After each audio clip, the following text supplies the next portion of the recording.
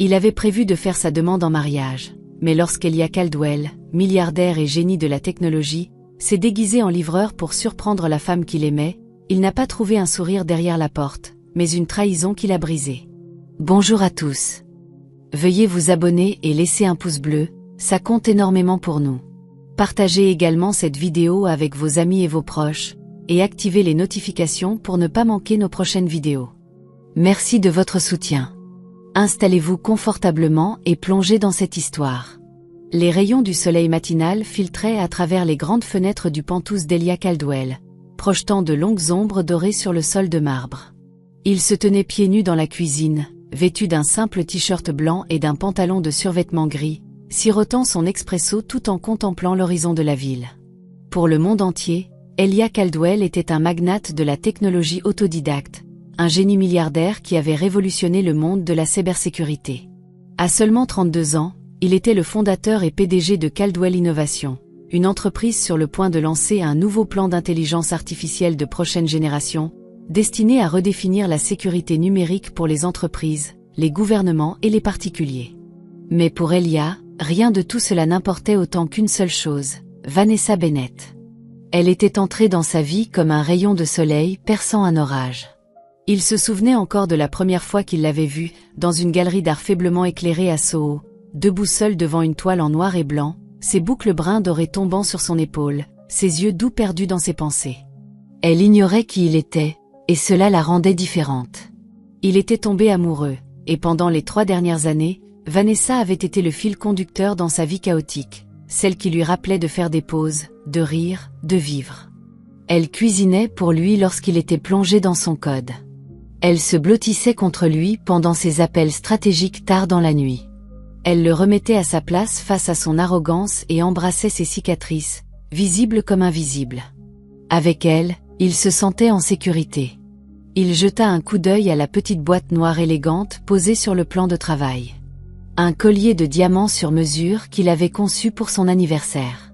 La pièce centrale était un saphir en forme de boucle d'infini, serti dans de l'or blanc et entouré de petits diamants. C'était magnifique, et caché dans la doublure de velours de la boîte se trouvait une bague de fiançailles. Aujourd'hui était le jour où il lui avait dit qu'il serait absent toute la journée pour une conférence technologique. C'était un mensonge. Au lieu de cela, il avait prévu la surprise parfaite. Il se déguiserait en livreur, lui apporterait le collier en personne et la surprendrait dans un moment de joie pure, sans maquillage, sans artifice, juste elle, surprise, authentique et réelle. Il rit doucement en ouvrant le placard du couloir. À l'intérieur était suspendu son déguisement, un uniforme de coursier bleu marine avec un écusson de logo, une casquette assortie et une paire de lunettes d'aviateur. Il avait même une fausse carte d'identité au nom de Dan. Il avait organisé la livraison par le biais d'une société écran appartenant à Caldwell Innovation. Aucune chance que cela puisse être retracé jusqu'à lui. En s'habillant, une vague d'excitation nerveuse le traversa. Il imaginait son visage choqué, le rire qu'elle laisserait échapper en le reconnaissant, puis il poserait un genou à terre. Tout semblait parfait. Avant de partir, il consulta sa tablette. Quelques messages cryptés supplémentaires étaient arrivés. Une autre menace, vous êtes surveillé. Soyez prudent avec votre plan. Il balaya cela d'un froncement de sourcils. Ces messages arrivaient depuis des semaines. Menaces anonymes, avertissements vagues, allusions à de l'espionnage industriel. Son équipe juridique enquêtait, mais il n'y avait aucune piste. Il supposait qu'il s'agissait d'un concurrent désespéré essayant de le déstabiliser. Après tout, le projet Sentinelle, son plan d'IA, était unique en son genre sur le marché. Il glissa la tablette dans son coffre-fort, prit le paquet et descendit par l'ascenseur jusqu'au garage privé. Le trajet jusqu'à l'appartement de Vanessa fut silencieux. Il conduisit seul une camionnette noire banalisée de son entreprise, l'esprit bouillonnant d'anticipation. Chaque feu rouge semblait durer une éternité. Chaque passage piéton était une torture. Enfin, il arriva à son immeuble huppé de Midtown. Le portier, reconnaissant l'uniforme, le laissa entrer sans poser de questions. Elia prit l'ascenseur de service, le cœur battant, répétant mentalement ce qu'il dirait, ou s'il dirait quoi que ce soit. Peut-être se révélerait-il après qu'elle aurait ouvert le paquet. Peut-être attendrait-il qu'elle l'appelle après la livraison pour la surprendre au dîner. Il se tenait devant l'appartement 23B, serrant la boîte, son visage en grande partie caché sous la casquette et les lunettes. Il prit une inspiration, puis frappa. Il y eut une pause, puis la porte s'ouvrit. Vanessa apparut, pieds nus, portant un de ses t-shirts, le vieux gris qu'il lui avait donné un an plus tôt après qu'elle eut déclaré qu'il était plus doux que tout ce qu'elle possédait. Ses cheveux étaient relevés en un chignon désordonné. Elle était d'une beauté naturelle. La gorge d'Elia se serra d'émotion, jusqu'à ce qu'elle tourne la tête et parle à quelqu'un derrière elle. « Il est là », dit-elle, d'une voix légère et décontractée, pas à lui, mais à quelqu'un dans l'appartement. « Pile à l'heure », répondit une voix masculine. Le dos d'Elia se glaça. Vanessa prit le paquet avec un sourire poli, le regardant à peine. « Merci », dit-elle. Elle ne le reconnut pas. Puis l'homme apparut. Nathan Voss, PDG de Vostech, le rival le plus tenace d'Elia, celui qui l'avait battu dans de multiples contrats, celui qui avait autrefois accusé publiquement Caldwell Innovation de vol de données sans preuve. Nathan était torse nu, tenant un verre de whisky. Il embrassa Vanessa dans le cou. « Avec ça, dit-il en tapotant le paquet dans ses mains, on est à mi-chemin. Une fois que j'aurai mis la main sur ce code d'IA, l'empire de Caldwell est fini. » Elia resta figée. Sa main trembla alors qu'il abaissait rapidement sa casquette. Vanessa rit doucement et répondit « Il ne se doute de rien. Il me fait entièrement confiance. D'ici à ce qu'il comprenne, nous serons loin, et son entreprise sera en cendres. » La porte se referma sur lui. Le couloir sembla basculer. La boîte pesait comme 100 kilos. Elia tituba jusqu'à l'ascenseur, appuya sur le bouton du hall et atteignit à peine la camionnette avant qu'un sanglot ne s'échappe. Il ne se souvenait pas du trajet de retour. Mais lorsqu'il arriva, il s'assit au bord de son lit, le cœur brisé. Sa poitrine souffrait de quelque chose de plus que la trahison. C'était la mort d'une croyance, l'effondrement d'un monde qu'il pensait solide. Et quelque part entre les halètements de douleur et la brûlure des larmes, une nouvelle émotion surgit dans sa poitrine. La détermination. Il leur avait donné son amour, sa confiance, son cœur. Maintenant, ils allaient payer. Elia ne dormit pas cette nuit-là. Il resta assis dans le salon, les lumières de la ville scintillant à travers les parois de verre comme des étoiles lointaines, se moquant de lui. La boîte de velours reposait sur la table basse, intacte, désormais dénuée de sens. Le collier de saphir, autrefois destiné à orner la femme qu'il pensait épouser, brillait faiblement sous les lumières encastrées du plafond. Son téléphone vibra. Vanessa Redard. « Salut, mon amour. Juste un coucou. J'espère que la conférence s'est bien passée. Tu me manques. Hâte de te voir demain. Bisous, Marc. » Elia fixa le message longtemps. Sa mâchoire se serra si fort qu'elle lui fit mal. Son pouce plana au-dessus du clavier, mais il ne répondit rien. Que pouvait-il dire? Les mêmes mains qui avaient tapé ces mots venaient de caresser Nathan Voss. Les mêmes lèvres qui lui avaient envoyé un émoji de baiser avaient murmuré la trahison à l'oreille de son ennemi. Il posa le téléphone face contre table. Le silence dans la pièce était insupportable. Il se leva, faisant les 100 pas dans le Penthouse. Ses pieds nus ne faisaient aucun bruit sur le parquet, mais ses pensées hurlaient dans son crâne. Tout avait été un mensonge. Les nuits tardives où elle disait qu'il lui manquait, les petits déjeuners tranquilles qu'il partageait, la façon dont elle posait sa main sur sa poitrine en disant « Je me sens en sécurité avec toi ». Il se sentait malade. Et pourtant, même maintenant, une partie de lui souhaitait que ce ne soit pas réel. Une partie de lui voulait croire qu'il avait mal compris, que peut-être Nathan l'avait forcé, qu'elle avait peut-être changé d'avis. Mais non, il l'avait entendu de ses propres oreilles, il ne se doute de rien. Il me fait entièrement confiance. Les mots se répétaient comme un poison en boucle. Il s'effondra dans le fauteuil en cuir près de la cheminée et enfouit son visage dans ses mains. Pour la première fois depuis des années, il pleura. Pas le genre de pleurs silencieux et contrôlés qu'il avait maîtrisé enfant, mais des sanglots profonds et gutturaux qui lui arrachaient la poitrine. L'amour était censé être le dernier endroit où l'on devait porter une armure. Vanessa lui avait fait croire cela. Elle lui avait fait enlever cette armure. Et maintenant, il saignait de toutes les parties non protégées. Il était presque 3 heures du matin lorsque les larmes s'arrêtèrent, ne laissant que du sel sur ses joues et un vide dans sa poitrine. Elia se leva, entra dans son bureau et ouvrit le coffre-fort mural caché derrière une réplique de Van Gogh. À l'intérieur se trouvaient plusieurs disques durs, des documents cryptés, quelques téléphones jetables et un Glock chargé qu'il n'avait pas touché depuis des années. Il ne tendit pas la main vers l'arme. Au lieu de cela, il sortit le plus ancien disque dur, celui contenant le projet Sentinelle, son système de sécurité IA, encore au stade de prototype. Il était censé être lancé dans 2 mois, mais maintenant, il était la cible d'un vol orchestré par la femme qu'il aimait et l'homme qu'il détestait. Il le connecta à son ordinateur portable. Pendant les 2 heures suivantes, il passa en revue les journaux d'accès. Ses doigts bougeaient rapidement, ses yeux plus aiguisés que jamais. Sa douleur s'était transformée en quelque chose de froid et précis. Et là, il le trouva. Une semaine plus tôt, un utilisateur interne avait copié des parties du code source sur un appareil local en utilisant ses identifiants. Ses identifiants. Elle avait accès à son système domestique. Elle l'avait utilisé subtilement, prudemment, juste assez pour éviter les soupçons. Mais il connaissait trop bien ses propres habitudes. Elle avait fait une erreur. Il s'adossa à sa chaise, la poitrine haletante. Pas seulement une trahison, un vol prémédité. Ce n'était pas une erreur impulsive. C'était une arnaque de longue date. Chaque baiser, chaque rire, chaque fois qu'elle posait des questions sur son travail, tout faisait partie du plan. Il fixa l'écran jusqu'à ce que sa vision se brouille. Puis, lentement, méthodiquement, il ouvrit un dossier verrouillé sur le disque, un protocole secret qu'il avait conçu des années auparavant au cas où le projet serait compromis.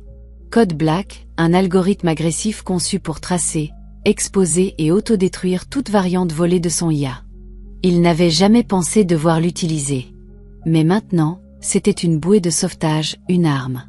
Au lever du soleil, Elia avait cessé de se sentir comme un homme brisé. Il était désormais dur, froid, forgé dans le feu. Il prit une douche, rasa la fausse barbe de la veille et se regarda dans le miroir. L'homme qui le regardait n'était plus celui qui avait prévu de faire sa demande. Cet homme avait disparu, enterré sous le chagrin et la trahison. Il s'habilla, enfila son habituelle chemise noire boutonnée et un pantalon, et retourna dans le salon. La boîte de velours était toujours sur la table basse. Il la prit, l'ouvrit. Le saphir scintillait, et pendant une seconde, cela faisait encore mal. Puis il referma la boîte d'un coup sec, se dirigea vers la cuisine et la jeta à la poubelle. Il n'y aurait pas de demande en mariage, pas de fin douce, seulement de la vengeance. À 8 heures précises, Vanessa l'appela. « Salut, bébé », dit-elle, d'une voix décontractée et affectueuse. « Tu n'as pas répondu hier soir. Tout va bien ?» Elia sourit, le genre de sourire qu'un requin pourrait avoir juste avant de mordre. « Je vais bien », répondit-il calmement. « Nuit chargée. La conférence était intense. J'imagine que je t'ai manqué. »« Moi aussi », mentit-il. « Et, je pensais, et si on dînait ce soir ? Quelque part de calme, juste nous deux. » Oh, elle marqua une pause. « Ce soir ? Tu es occupé ? » « Non, non, dit-elle rapidement. Un dîner, ça semble parfait. »« Super, répondit-il, déjà en train de calculer son prochain mouvement. Je t'enverrai les détails. » Ils se dirent au revoir. Elia mit fin à l'appel et posa doucement le téléphone. Puis il se tourna vers son ordinateur. Il était temps de commencer. Les portes de la villa privée d'Elia Caldwell s'ouvrirent juste au moment où la dernière brume matinale se dissipait des collines de l'État de New York. Une SUV noire passa, ses pneus crissant sur l'allée de gravier serpentant à travers de grands pins. À l'intérieur, Elia était assis à l'arrière, immobile, regardant droit devant lui. Son assistant, Marcus, était assis à l'avant, jetant des regards nerveux dans le rétroviseur toutes les quelques secondes. « Vous êtes sûr de ne pas vouloir que je reste quelques jours ?» demanda finalement Marcus, la voix prudente. Elia ne répondit pas immédiatement. « Non, dit-il finalement, d'une voix basse et égale. J'ai besoin d'être seul. » Marcus hocha la tête, bien que l'inquiétude ne quittât pas son visage. « D'accord, je m'assurerai que le mainframe est connecté au réseau de la villa. Et vos disques de sauvegarde sont dans le bureau, comme vous l'avez demandé. » Bien. La SUV s'arrêta devant la villa de verre et de pierre nichée dans la colline. Elle était isolée, silencieuse, le genre d'endroit construit pour échapper au monde. Elia sortit, l'air frais de l'automne emplissant ses poumons alors qu'il ressentait l'isolation. Il était venu ici plusieurs fois auparavant, généralement pour décompresser après des accords à forts enjeux ou des expositions technologiques, mais cette fois était différente. Cette fois, il n'échappait pas au monde. Il se préparait à le démanteler. À l'intérieur de la villa, tout était impeccable, intact. Le personnel l'avait préparé à la perfection.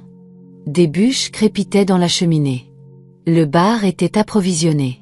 Le système de sécurité, conçu par lui, scanna son visage et son empreinte vocale avant de déverrouiller la salle des serveurs internes. Elia traversa les couloirs silencieux comme un fantôme, s'installant finalement dans son bureau, un espace minimaliste avec des étagères en acier, un long bureau en bois et 2 grands écrans qui brillaient faiblement dans la lumière tamisée. Il s'assit. Puis il s'effondra en avant. Son front toucha la surface fraîche du bois, et pendant plusieurs minutes, il ne bougea pas. Le silence était assourdissant. Le seul son était celui de sa respiration, lente, lourde, tendue. Ce n'était plus du chagrin. Le chagrin était venu et reparti. Ce qui restait était pire. Le vide. Il avait aimé Vanessa complètement. Il ne l'avait pas seulement laissée entrer dans sa vie. Il lui en avait donné les clés. Il lui avait montré les parties blessées de lui-même que personne d'autre n'avait vues. Et elle avait pris ces clés pour ouvrir la porte à sa destruction. Et Nathan. Nathan avait été un serpent dans l'herbe pendant des années, jaloux, impitoyable, toujours 2 pas derrière Elia en affaires, jusqu'à maintenant.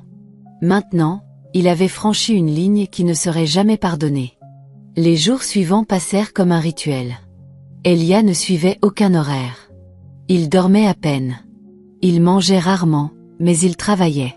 Pendant des heures, il fouillait chaque recoin de l'infrastructure de son entreprise. Ses mains dansaient sur les claviers, ses doigts volaient avec une fureur correspondant à ses pensées. Le café et le scotch remplaçaient les repas. Les journaux de sécurité, les sauvegardes de code source et les enregistrements d'accès des employés clignotaient sur les écrans. Il se déplaçait comme une machine. Chaque ligne de code, chaque courriel, chaque miette numérique, il trouva ce qu'il cherchait le 3e jour. Une poignée de main numérique, un script miroir qui avait été envoyé depuis son serveur sécurisé vers une adresse IP inconnue, acheminé à travers 4 VPN et un nœud brouillé en Europe de l'Est. Mais il le traça ligne par ligne. L'appareil de Vanessa. Le plan avait été exfiltré de son réseau personnel, en se greffant sur son application de synchronisation de calendrier. Il lui avait donné l'accès lui-même. Autrefois, c'était pour qu'elle puisse l'aider à planifier ses réunions et gérer son stress. L'ironie piquait. Elle n'avait pas volé le plan d'un seul coup. Non, elle était plus intelligente que cela. Elle avait pris des fragments, des modules assez petits pour sembler anodins, mais qui formaient le système complet une fois assemblé. C'était ainsi qu'elle et Nathan avaient procédé. Elia s'adossa à sa chaise, les yeux brûlants, les doigts tremblants d'heures de frappe. Il pensait l'avoir surpassé. Il n'avait aucune idée de ce qu'il venait de provoquer. La 4e nuit, il se tenait dans la douche vitrée de la villa, l'eau chaude fumant autour de lui, comme pour brûler tout ce qui s'était accroché à lui depuis ce jour devant l'appartement de Vanessa. Il posa sa tête contre le carrelage frais. Il ne se reconnaissait plus, pas l'homme qui souriait, pas l'homme qui espérait, mais l'homme à sa place maintenant était tranchant, précis, vide et donc dangereux. Il ne voulait pas de justice. Il voulait la domination. Au matin, le plan commença à se cristalliser. Si Vanessa et Nathan avaient volé le plan de Lia, ils tenteraient de le lancer comme le leur. Elia avait besoin qu'il croie qu'il gagnait, qu'il se dévoile, qu'il devienne arrogant.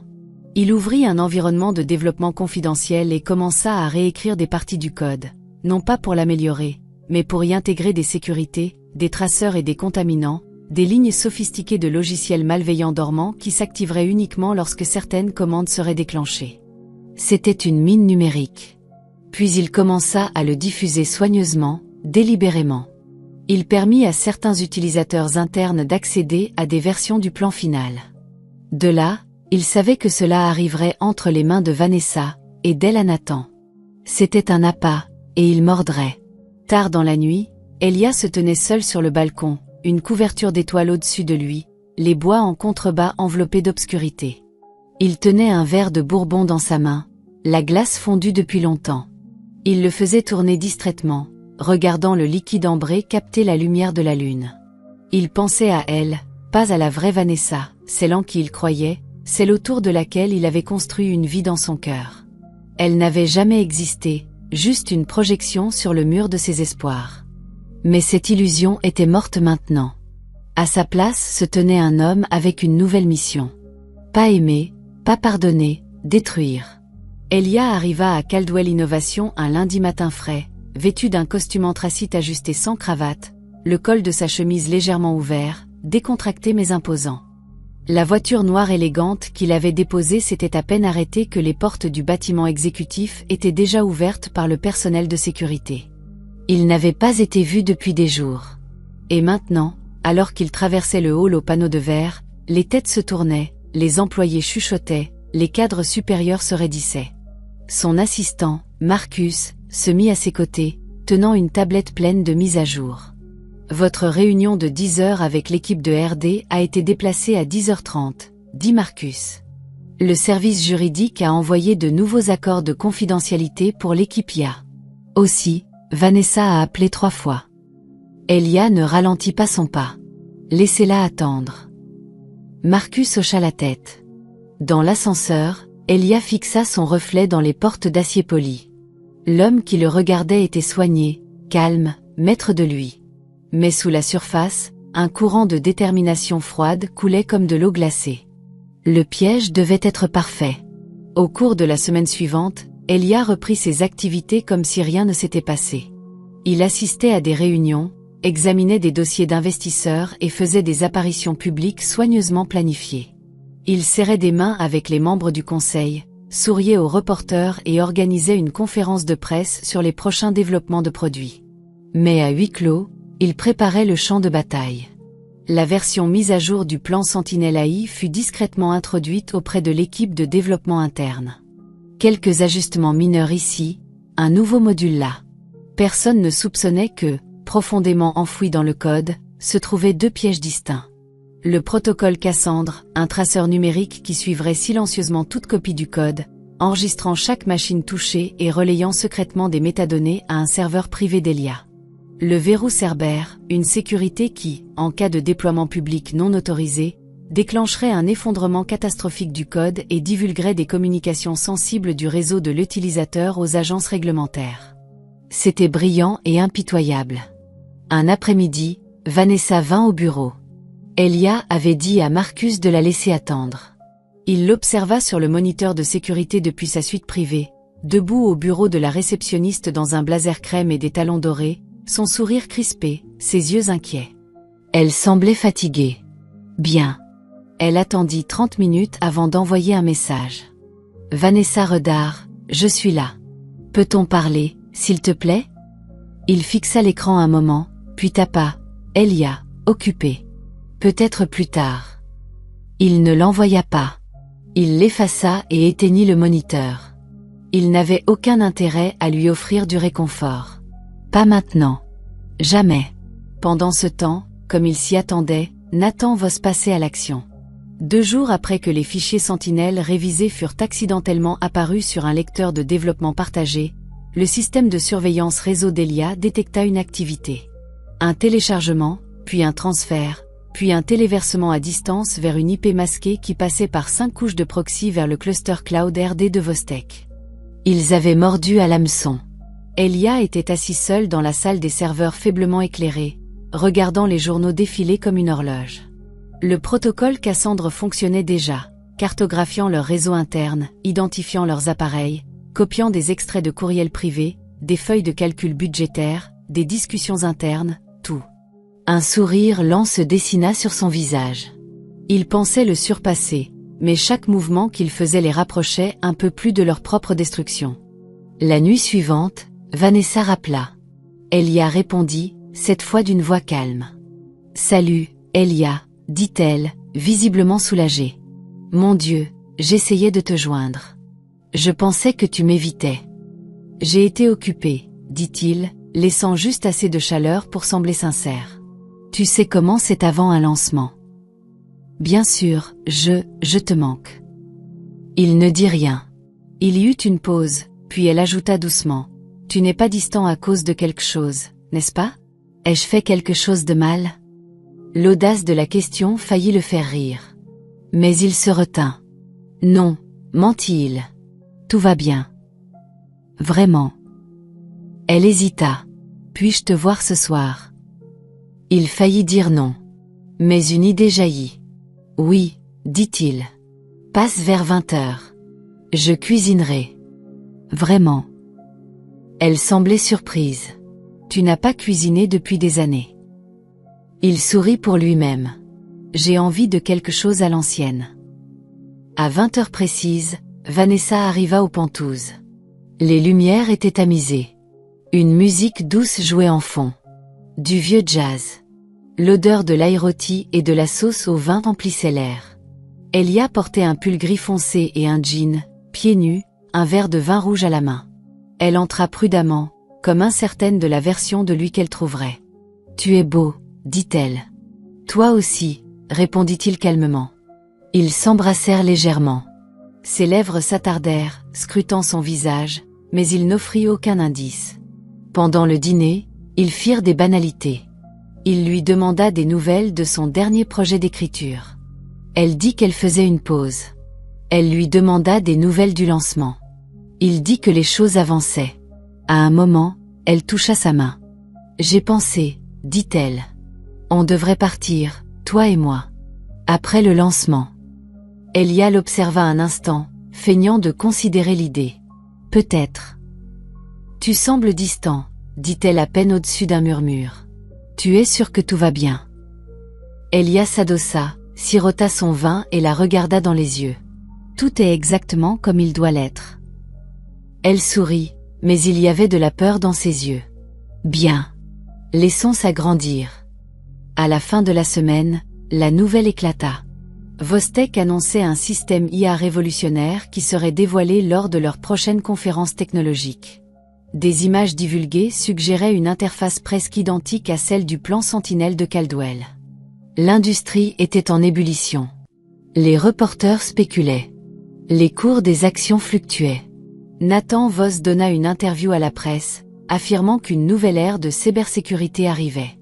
Elia regarda la vidéo dans son bureau, seul, la mâchoire tendue, les mains croisées. Ils étaient prêts à passer à l'action. Et lui aussi. Le protocole Cassandre avait tracé chaque ligne de code volée.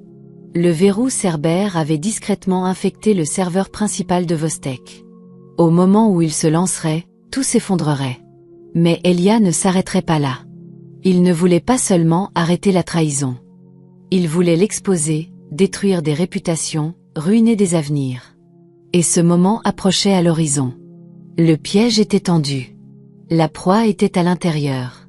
Et il ne restait plus qu'à porter le coup fatal. Le jour était enfin arrivé. Le sommet mondial de l'innovation de Vostek se tenait dans un auditorium high-tech scintillant au centre de San Francisco. Des bannières bleues et argentées portant le logo élégant de l'entreprise pendaient du plafond de verre voûté, oscillant doucement dans la brise des ventilations climatisées. Dehors, les reporters bordaient le tapis rouge, leurs flashs crépitants, criant des questions. L'ambiance était électrique. Tous les grands médias technologiques avaient fait le déplacement. L'avenir de la sécurité IA, proclamaient les gros titres. Vostek promet un bond technologique.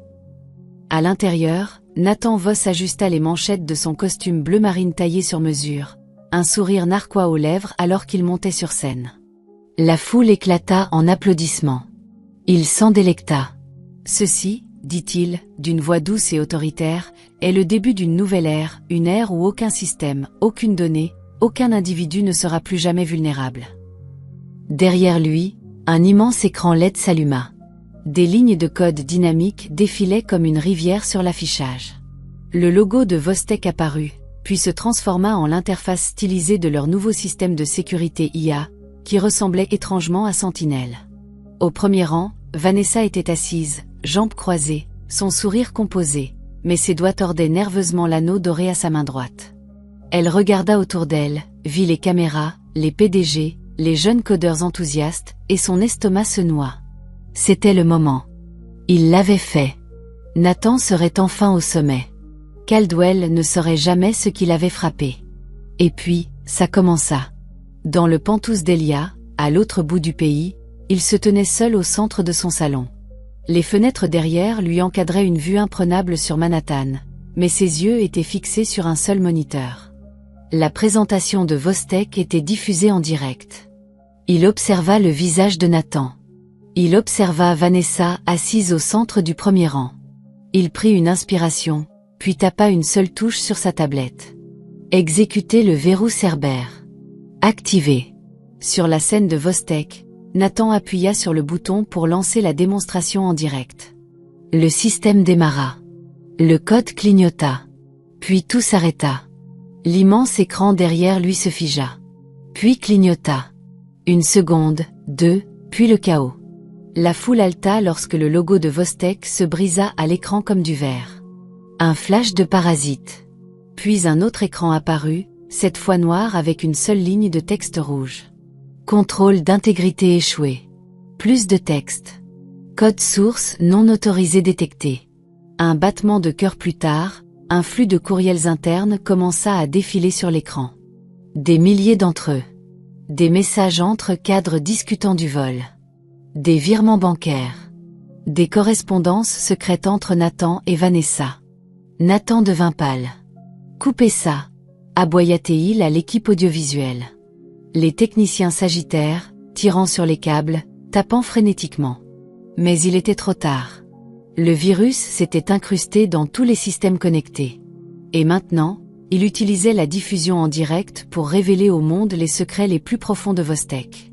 Dans les salons à travers le pays, des millions regardaient alors que l'écran affichait un journal de messages. Vanessa Bennett, il est trop confiant. Une fois que je serai dedans, nous aurons tout le système.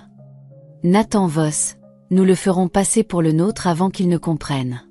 Caldwell est fini. Dans le public, les journalistes s'emparaient de leur téléphone, enregistrant, prenant des photos, tweetant déjà. Des exclamations emplissaient l'auditorium. Une femme au 3e rang se leva et cria « C'est une technologie volée ». La sécurité se dirigea vers la scène. Vanessa se leva de son siège, paniquée. Elle regarda Nathan, mais il ne la regardait pas. Il fixait l'écran, figé par l'incrédulité, la sueur perlant à ses tempes. Puis une autre diffusion apparut. Un clip vidéo. Des images de surveillance. Vanessa dans son appartement. Nathan, torse nu, tenant un verre de whisky. Il ne se doute de rien, disait-elle dans la vidéo. Avec ça, nous l'enterrerons, répondit Nathan, tapotant un paquet dans ses mains. Le public se tut. Puis le bruit des murmures. Quelqu'un cria, c'est la fiancée de Caldwell. Une autre voix, ont-ils vraiment volé Sentinelle? Les caméras se tournèrent vers Vanessa. Elle recula d'un pas, le visage blême, la respiration coupée dans sa gorge. Puis elle s'enfuit. À New York, Elia restait immobile. Le moment se déroulait exactement comme prévu.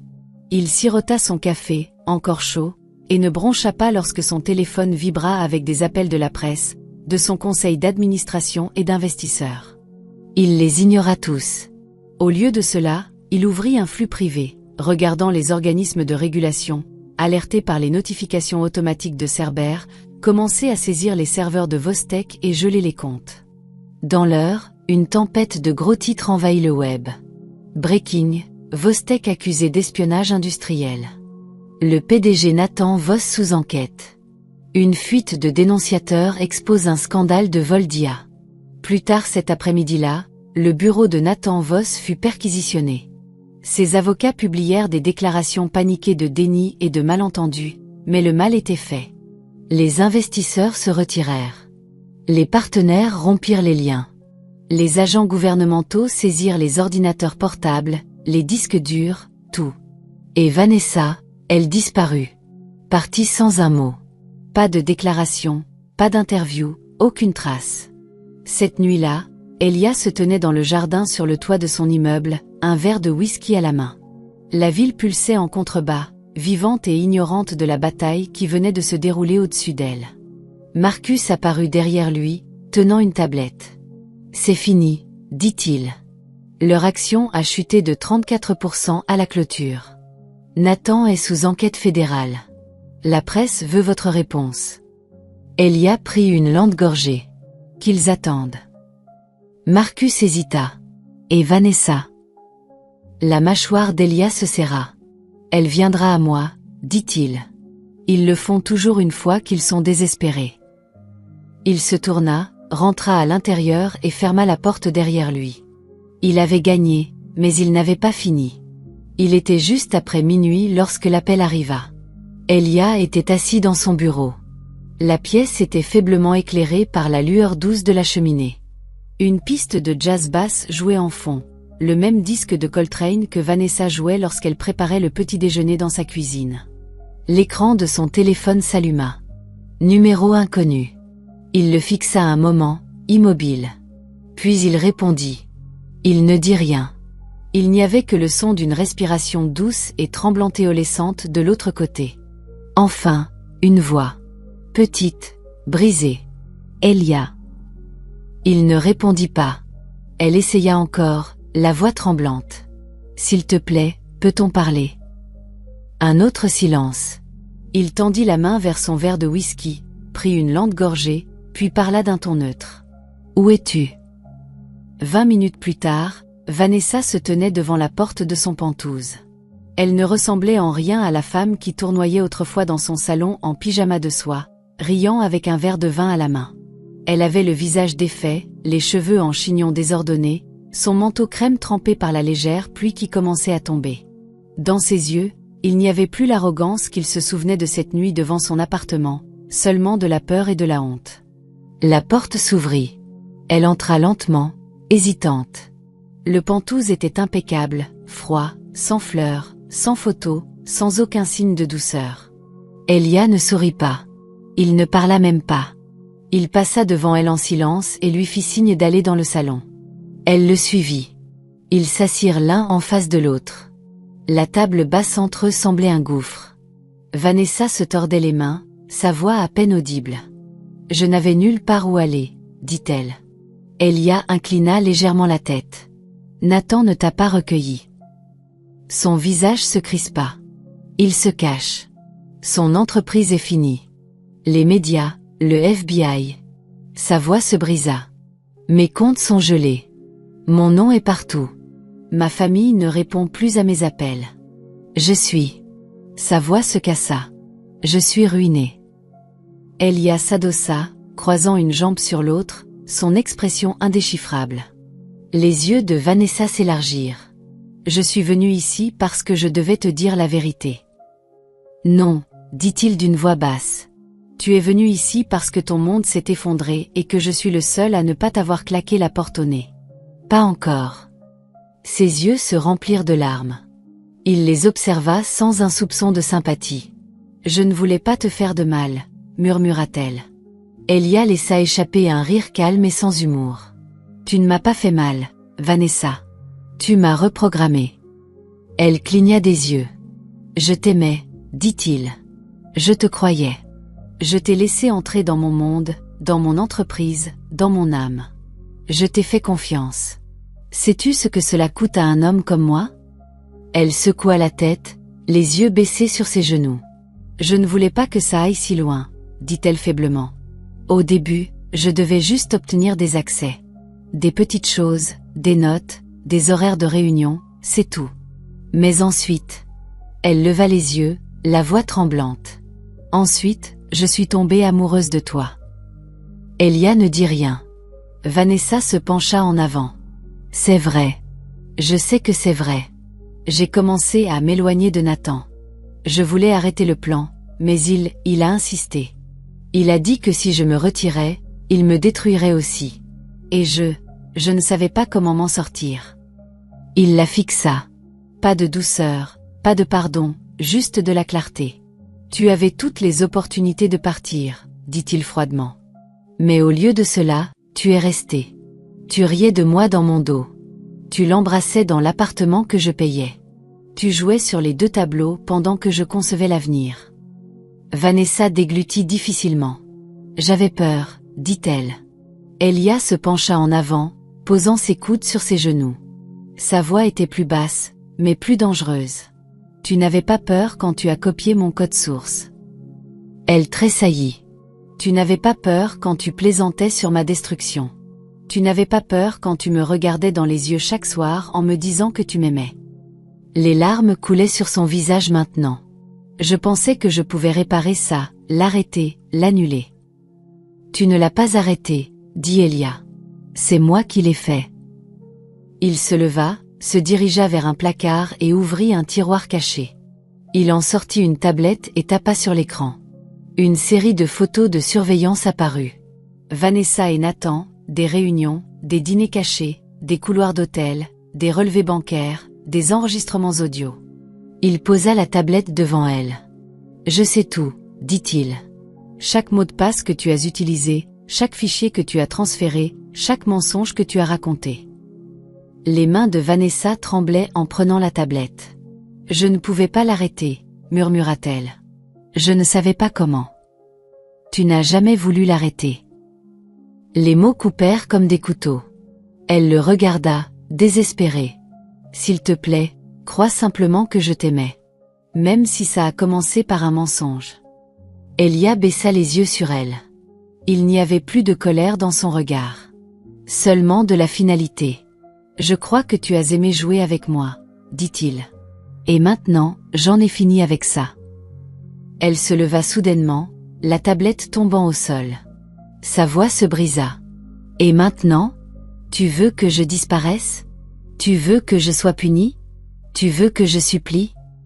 Il s'approcha d'elle, lentement, délibérément. « Non, » dit-il.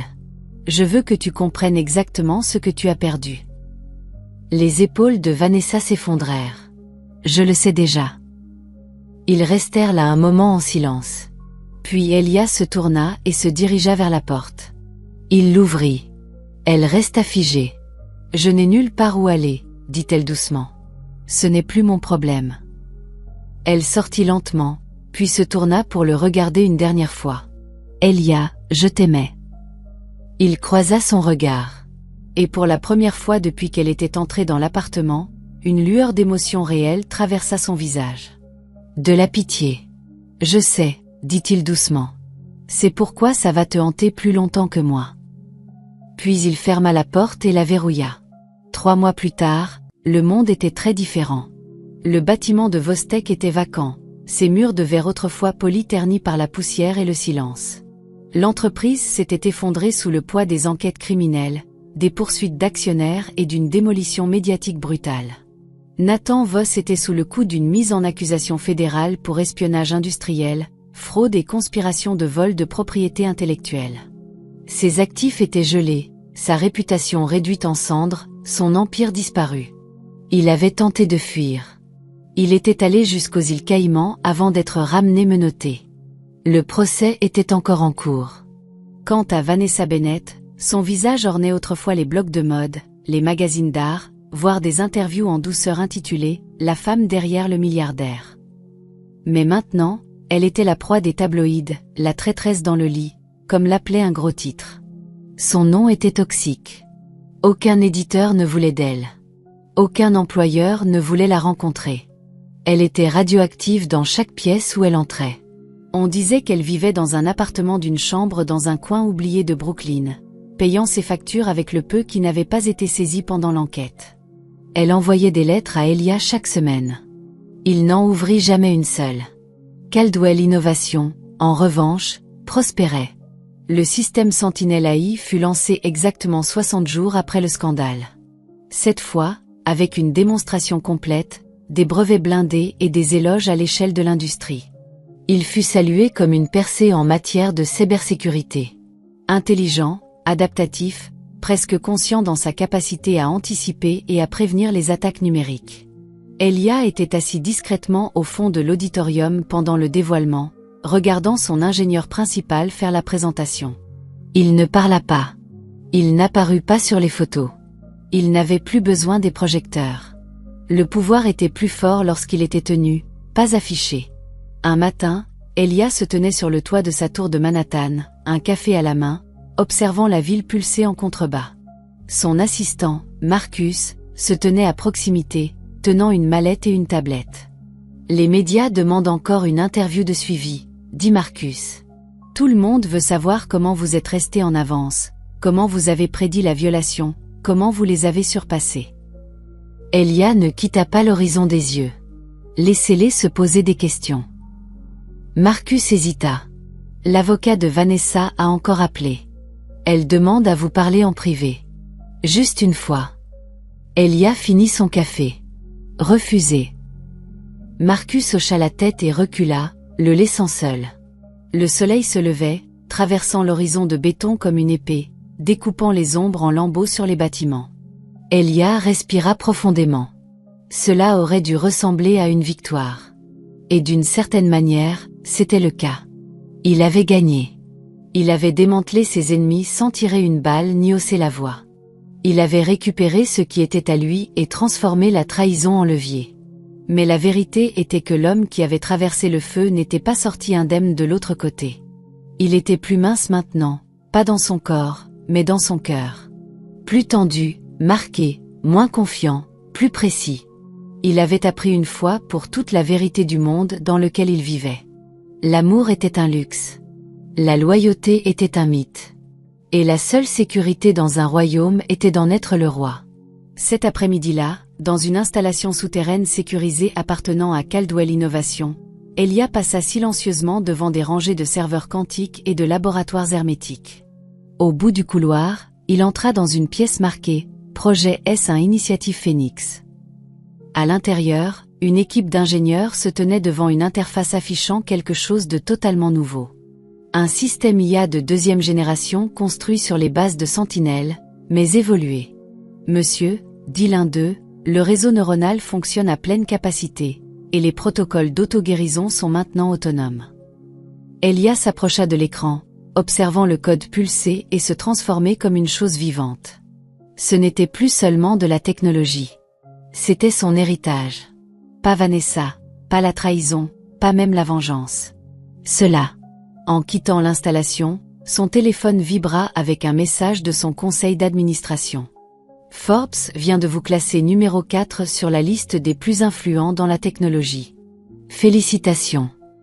Il supprima le message sans répondre. Il ne courait plus après les titres. Il n'avait plus rien à prouver. Il monta dans sa voiture qui l'attendait. Alors qu'elle s'éloignait, l'horizon s'estompa dans la fenêtre arrière, remplacé par des tunnels d'obscurité. Un trajet silencieux vers un avenir qu'il ne craignait plus. Il avait appris à construire seul, à ne faire confiance qu'à son instinct, à survivre, et surtout, à renaître des cendres de l'amour, des ruines de la confiance, du feu qu'ils avaient allumé sous lui, et il ne brûlerait plus jamais. Nous sommes arrivés à la fin de l'histoire. J'espère que vous l'avez apprécié. Laissez un pouce bleu et abonnez-vous à ma chaîne YouTube pour plus d'histoires intéressantes. Donne-moi toutes les scènes tout sans exception, toutes j'ai dit sans rien oublier en les numérotant chacune.